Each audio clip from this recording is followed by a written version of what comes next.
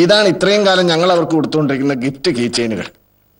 ഇതെല്ലാം ഓരോരുത്തര് സാമ്പിൾസ് കൊണ്ടുവന്നിട്ട് ഞങ്ങൾ റിജക്ട് ചെയ്ത മോഡലുകളാ.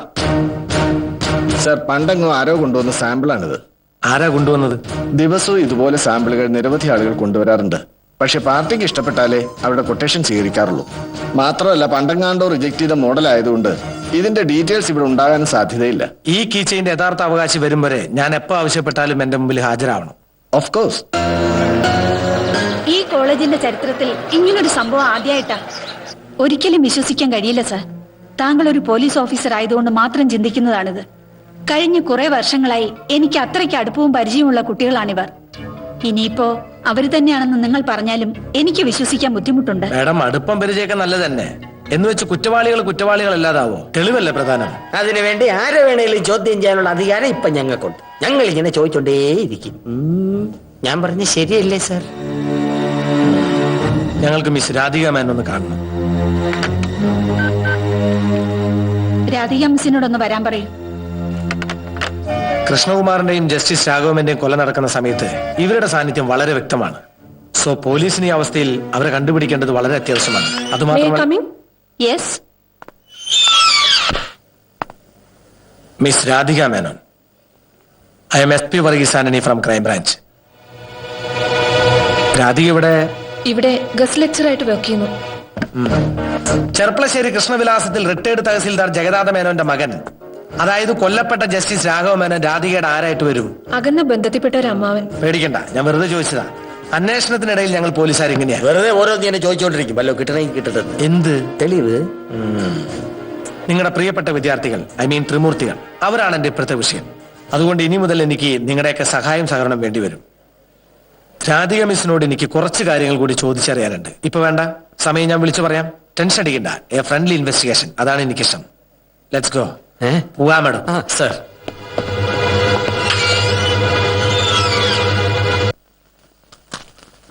ജഡ്ജിയുടെ വീട്ടിൽ കഴിഞ്ഞ 3 മാസത്തിനകത്ത് വന്നതും വെളിയിൽ പോയതുമായ ടെലിഫോൺ കാളുകളുടെ ലിസ്റ്റ് കിട്ടിയിട്ടുണ്ട് സാറേ. ഇപ്പോൾ നടക്കുന്ന കേസ് അന്വേഷണത്തിന്റെ ഡീറ്റെയിൽസ് യാതൊരു കാരണവശാലും മൂന്നാമതൊരാളെ ഇടവരരുത്. Be careful. സർ. പിള്ളേര് രക്ഷപ്പെട്ടന്ന് രാത്രി അവരെ പിടിക്കാൻ വേണ്ടി പോലീസ് പെട്രോളിംഗ് ശക്തമായിരുന്നു. കൊച്ചിയിലെ ഓരോ മുക്കുകളും മൂലകളും രായ്ക്ക് രാമൻ അരിച്ചു പെറുക്കി. ആ സംഭവത്തിന് ശേഷം പെട്രോളിങ്ങിന് ഒരു കുറവുമില്ല. വണ്ടികൾ ചെറുപട ഓട്ടം തന്നെ.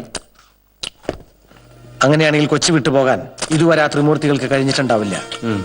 ആ സ്ഥിതിക്ക് അവരിവിടെ എവിടെയോ ഉണ്ടാകാനാണ് കൂടുതൽ സാധ്യത. ഒന്നുകൂടെ അരിച്ചു പെറുകട്ടെ. ചിലപ്പോ വേണ്ടിവരും. അവരെ പിടികൂടേണ്ടത് ഇപ്പൊ വളരെ അത്യാവശ്യമാണ്. എന്നാ പറിക്കള പോയി പെറുക്കടോ. സർ. ഓ,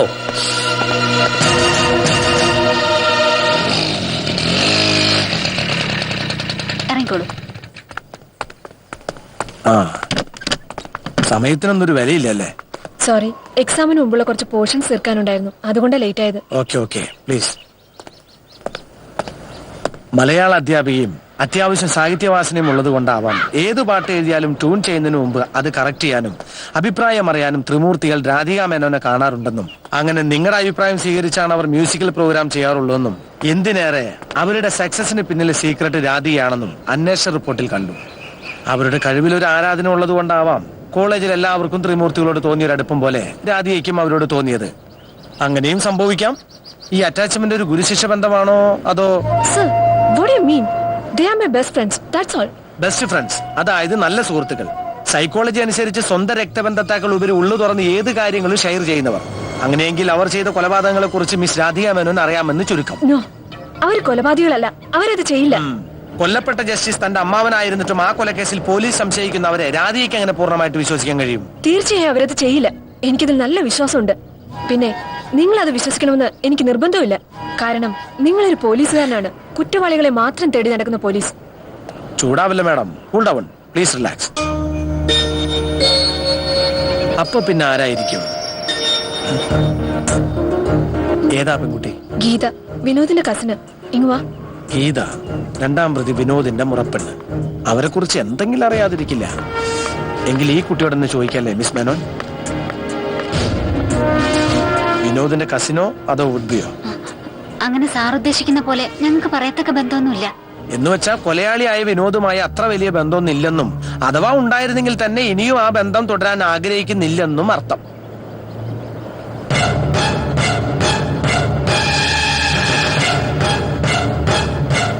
ആർക്കും വ്യക്തമായിട്ടൊന്നും അറിയില്ല. എങ്കിൽ പിന്നെ രണ്ടാൾക്കും പോവാം. എക്സ്ക്യൂസ് മീ, അറിയാനുള്ള ആഗ്രഹം കൊണ്ട് ചോദിക്കുക. കഴുത്തി കിടക്കണ മാലയിലും കയ്യിൽ കിടക്കണ മോതിരത്തിലും വി എന്ന ഇംഗ്ലീഷ് അക്ഷരം കൊണ്ട് ഉദ്ദേശിക്കുന്നത് വിക്ടറി എന്ന ഇംഗ്ലീഷ് വേർഡാണോ അതോ? വിക്ടറി, അതാണ് sir correct. Okay okay okay, എന്നാ ശരി.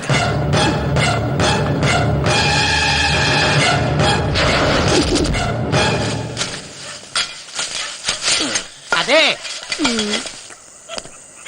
മഴയൊന്നും പെയ്യാണ്ട് എവിടുന്ന് തവള കിട്ടാനായിട്ടോ? ചില തവളകള് മഴയില്ലെങ്കിലും വരും. അതെന്ത് തവളയാണ്? തവള. അങ്ങനെയുള്ള തവള. ഇന്നത്തെ കാലത്ത് പെൺകുട്ടികൾക്ക് നേരെ ഇരട്ടിയാലും ഭയമില്ലാണ്ട്. ആ കുട്ടി കുറച്ച് അടുക്കൊതുക്കൊള്ള ഇനി, പക്ഷെ ഇപ്പൊ കുറച്ച് ദിവസമായിട്ട് രാത്രിക്കാർക്കും കൂടുതലാണ്ടോ. സ്വഭാവം മാറാപ്പോ മകരമാസം ആവണമെന്നില്ല, എപ്പോ വേണമെങ്കിലും ആവാം. കാലത്തിന്റെ ഒരു പോക്കേ, അല്ലാതെ എന്താ.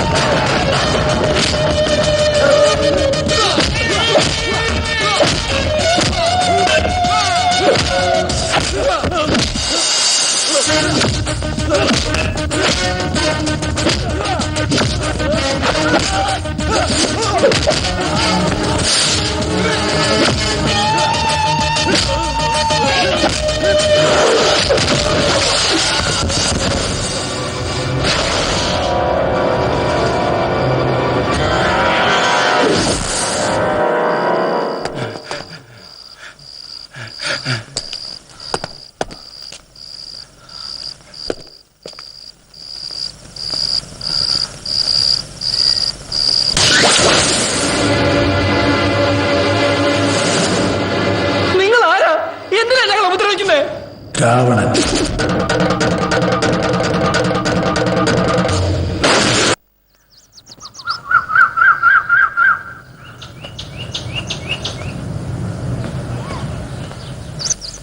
നിങ്ങൾ എന്റെ കസ്റ്റഡിയിലുണ്ടെന്ന് എനിക്ക് നിങ്ങൾക്കും അല്ലാതെ ലോകത്ത് മറ്റാർക്കും അറിയില്ല, ഡിപ്പാർട്ട്മെന്റിന് പോലും.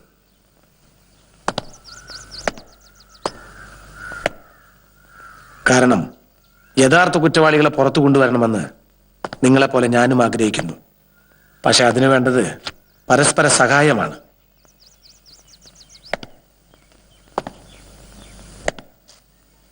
അതായത് നേരെ വാ നേരെ പോ നയം.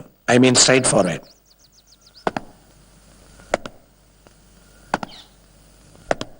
ഗീതയ്ക്ക് ഇതിലുള്ള റോൾ എന്താ? ഞാൻ നേരത്തെ പറഞ്ഞ ടേംസ് ആൻഡ് കണ്ടീഷൻ തെറ്റിക്കാനാണ് ഭാവമെങ്കിൽ 3 പേരും അഴിയണം. വിനോദിന്റെ മുറപ്പെണ്ണാണ് ഗീത. ജഡ്ജിയുടെ വീട്ടിൽ നിന്ന് ഞങ്ങൾ നേരെ ചെന്നത് ഗീതയുടെ വീട്ടിലേക്കായിരുന്നു. വിവരങ്ങൾ അറിഞ്ഞപ്പോൾ കീഴടങ്ങാൻ അവൾ ആവശ്യപ്പെട്ടു. ഞങ്ങൾ അതിന് തയ്യാറായിരുന്നില്ല. പിന്നെ ഞങ്ങളുടെ നിർബന്ധത്തിന് വഴങ്ങിയാണ് വർഷങ്ങളായി പൂട്ടിക്കിടന്നിരുന്ന അവളുടെ ചെറിയച്ഛന്റെ വീട് ഞങ്ങൾക്ക് അറേഞ്ച് ചെയ്ത് തന്നത്. അന്വേഷണ റിപ്പോർട്ടുകളും വിധിന്യായങ്ങളും നിങ്ങൾക്ക് അനുകൂലമായിട്ടാണ് കാണുന്നത്. പക്ഷെ എങ്ങനെ നിങ്ങൾ ഈ കേസിലാകപ്പെട്ടു? ഞങ്ങളെ ഈ കേസിൽ ഉൾപ്പെടുത്താനും കൊലപാതകം ഞങ്ങൾ തന്നെയാണ് ചെയ്തതെന്ന് വരുത്താനും പോലീസിനേക്കാളും കൂടുതൽ ശ്രമിച്ചത് ചില രാഷ്ട്രീയക്കാരായിരുന്നു. കൊല്ലപ്പെട്ട മുൻ മന്ത്രി കൃഷ്ണകുമാറിന്റെ പാർട്ടിയിൽ തന്നെയുള്ള എതിർ ഗ്രൂപ്പിൽപ്പെട്ട PK സുകുമാരൻ, അയാളുടെ മകൻ മാധവൻ ഞങ്ങളുടെ സഹപാഠിയായിരുന്നു. ഈ സുകുമാരന് നിങ്ങളോട് ശത്രുത തോന്നാൻ എന്താ കാരണം? കൃഷ്ണകുമാറിന്റെ മകൾ വന്ദനയെ ഇടയ്ക്കിടെ ശല്യപ്പെടുത്തുകയും പരസ്യമായി അപമാനിക്കുകയും ചെയ്യുന്നത് മാധവനൊരു ഹരമായിരുന്നു. ഇതെങ്ങനെയോ വന്ദനയുടെ അച്ഛൻ അറിഞ്ഞു. അന്ന് ഡിപ്പാർട്ട്മെന്റിൽ വളരെ സ്വാധീനം ഉണ്ടായിരുന്ന കൃഷ്ണകുമാർ പോലീസിനെ ഉപയോഗിച്ച് മാധവന് ശരിക്കൊന്ന് പെരുമാറി. അങ്ങനെ രാഷ്ട്രീയത്തിൽ മുൻ വൈരികളായിരുന്ന കൃഷ്ണകുമാറും സുകുമാരനും മക്കളുടെ പ്രശ്നത്തോടെ ബദ്ധശത്രുക്കളായിട്ട് മാറി. അന്ന് കലോത്സവം നടക്കുന്ന സമയത്ത് മാധവന്റെ കൂടെ അപരിചിതരായ 4-5 പേരുണ്ടായിരുന്നു. പ്രോഗ്രാം മാറ്റിയതെറിഞ്ഞ് മാധവൻ അവരെയും കൂട്ടി വന്ന് ഞങ്ങളെ ഭീഷണിപ്പെടുത്തിയാണ് കൃഷ്ണകുമാറിനെ കാണാൻ നിർബന്ധിച്ചത്. നേരത്തെ കേസ് അന്വേഷിച്ച ഉദ്യോഗസ്ഥരോട് നിങ്ങൾ ഈ കാര്യങ്ങളൊന്നും പറഞ്ഞില്ല? പറഞ്ഞിരുന്നു. നിങ്ങളിപ്പോൾ ആരെയും സംശയിക്കേണ്ട, എല്ലാം മുകളിലുള്ളവർ തീരുമാനിച്ചോളൂ എന്നായിരുന്നു അതിനുള്ള മറുപടി. കൃഷ്ണകുമാർ കൊല്ലപ്പെട്ട് അധികം കഴിയും മുമ്പേ അയാളുടെ സ്ഥാനം സുകുമാരന് കിട്ടിയതോടെ രക്ഷപ്പെടാമെന്നുള്ള ഞങ്ങളുടെ പ്രതീക്ഷയും ഇല്ലാതായി. സർ, ഞങ്ങളെ വിശ്വസിക്കണം. ഞങ്ങളൊരു അനിയന്മാരെ പോലെ കരുതി എങ്ങനെയെങ്കിലും രക്ഷിക്കണം സർ. ഇപ്പോൾ നിങ്ങളെ പുറത്തു കൊണ്ടുവന്നാൽ ഒരുപക്ഷെ നിങ്ങൾ പറഞ്ഞതനുസരിച്ച് യഥാർത്ഥ പ്രതി നിങ്ങളെയും കാത്ത് പുറത്തു നിൽപ്പുണ്ടാവും. കാരണം നിങ്ങൾ ഇല്ലാതാകേണ്ടത് അവരുടെ നിലനിൽപ്പിന്റെ പ്രശ്നമാണ്. അതായത് നിങ്ങളെ അവർ കൊല്ലാൻ മടിക്കില്ലെന്ന് പോലും അർത്ഥം. തൽക്കാലം എനിക്കൊപ്പം യഥാർത്ഥ പ്രതികളെ കിട്ടും വരെ നിങ്ങൾ ഇവിടെ താമസിക്കുന്നു. ഇതിനിടയിൽ ഇവിടെ നിന്ന് എന്നെ കബളിപ്പിച്ച് രക്ഷപ്പെടാനോ മറ്റോ ശ്രമിച്ചാൽ നിങ്ങൾ നേരത്തെ എന്നോട് റിക്വസ്റ്റ് ചെയ്തില്ലേ, ഷൂട്ട് അറ്റ് സൈഡ്, അതായിരിക്കും വിധി. അതിനേക്കാൾ ഉപരി നിങ്ങൾക്ക് മേലൊരു കണ്ണുണ്ട്, ദൈവത്തിന്റെ കണ്ണ്.